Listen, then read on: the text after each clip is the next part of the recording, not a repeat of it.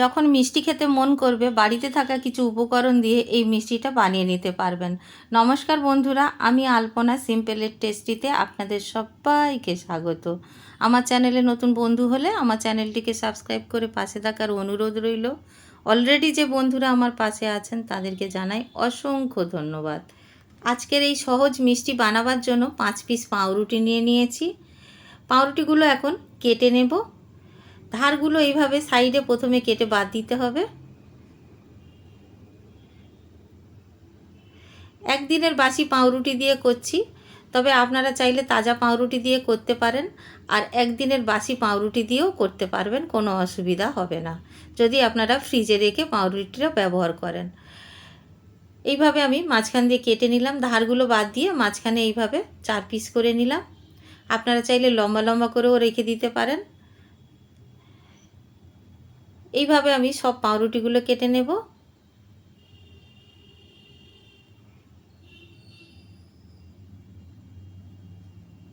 আর একটা পাউরুটি কেটে আমি আপনাদের দেখাচ্ছি যাতে আপনাদের সুবিধা হয়।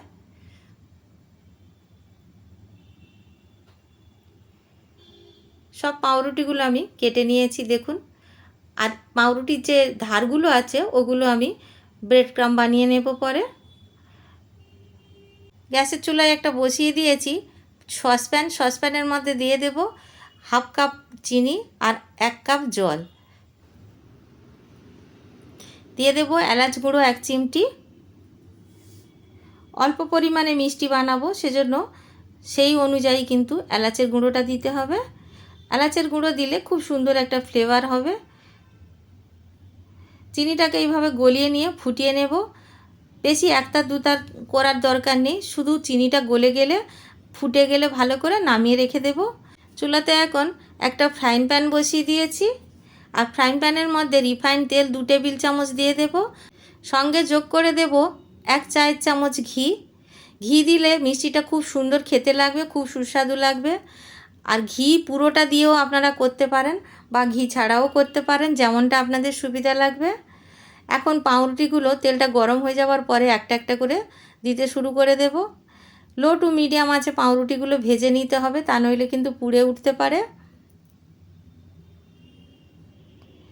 এক পিঠ যখন হয়ে যাবে তখন আমি একটু উল্টে পাল্টে দেব। খুব বেশিক্ষণ কিন্তু রাখলে হবে না, তাহলে পুড়ে যেতে পারে।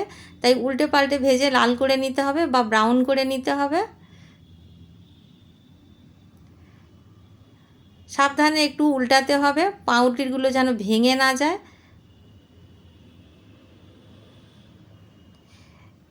উল্টে পাল্টে এইভাবে ভাজতে ভাজতে যখন কালারটা এরকম এসে যাবে তখন তুলে নিতে হবে। এখন আমি তুলে নিচ্ছি। একইভাবে আমি ফ্রাইং প্যানে আবার তেল দিয়ে দেব। রিফাইন্ড তেল 2 টেবিল চামচ দিয়ে দেব আর 1 চামচ ঘি দিয়ে দেব। একসাথে বেশি তেল দিলে তাহলে তেলটা অনেকটা বেশি সোক করে নেবে পাউরুটিটা, সেজন্য দুবারে ভাজলে দুবারে এইভাবে তেল ঘি দিতে হবে। একইভাবে আমি বাকিগুলোও ভেজে নিচ্ছি। উল্টে পাল্টে ভাজতে ভাজতে যখন কালারটা এরকম এসে যাবে তখন তুলে নিতে হবে। সুন্দর কালার এসে গেছে দেখুন বন্ধুরা, আমি তুলে নিচ্ছি। তুলে নিয়ে যেই সসপ্যানে করে আমি চিনির শিরাটা বানিয়ে রেখেছিলাম, অল্প অল্প গরম আছে, সেই অবস্থায় আমি গরম গরম পাউরুটিগুলো ভেজে দিয়ে দেব আর এইভাবে ডুবিয়ে তুলে নেব। বেশিক্ষণ রাখলে কিন্তু গলে যাবে পাউরুটি বা ভেঙে যাবে, সেজন্য কিন্তু দিয়েই তুলে নিতে হবে। একইভাবে আমি সবগুলো রেডি করে নেব। সবগুলো আমি চিনি শিরা দিয়ে ভিজিয়ে রেখে দিলাম একটা প্লেটের মধ্যে তুলে। এখন আমি একটা মালাই বানিয়ে নেব। তার জন্য এখানে গ্যাস জ্বালিয়ে কড়াই বসিয়ে দিয়েছি, তার মধ্যে আমি 1/2 কাপ জল দিয়ে দেব।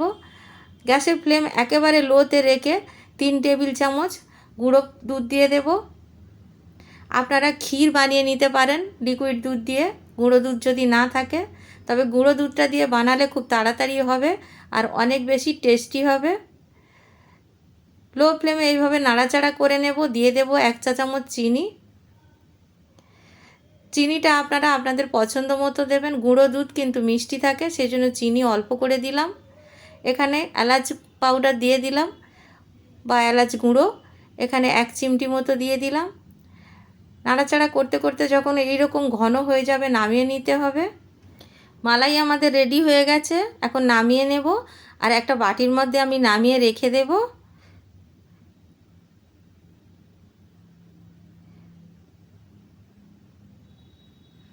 দেখুন আমি এই বাটির মধ্যে রেখে দিয়েছি। মালাইটা গরম থাকতে থাকতে মিষ্টিগুলো রেডি করে নিতে হবে, তা নইলে মালাইটা বসে যাবে। একটা করে পাউরুটি ভাজা এইভাবে নেব, একটা করে পিস, আর এইভাবে মালাই দিয়ে দেব। কম বেশি আপনারা যা পছন্দ তাই দিতে পারেন, তবে বেশি মালাই দিলে খেতে বেশি ভালো লাগবে। আমি অল্প অল্প করে দিচ্ছি, যেমনটা আমার প্রয়োজন মনে হয়েছে। এইভাবে আমি একটা মিষ্টি রেডি করে নিয়েছি, আরও একটা আপনাদের দেখিয়ে দিচ্ছি। একইভাবে আমি সব মিষ্টিগুলো রেডি করে নেব। দেখুন কত সুন্দর দেখতে হয়েছে।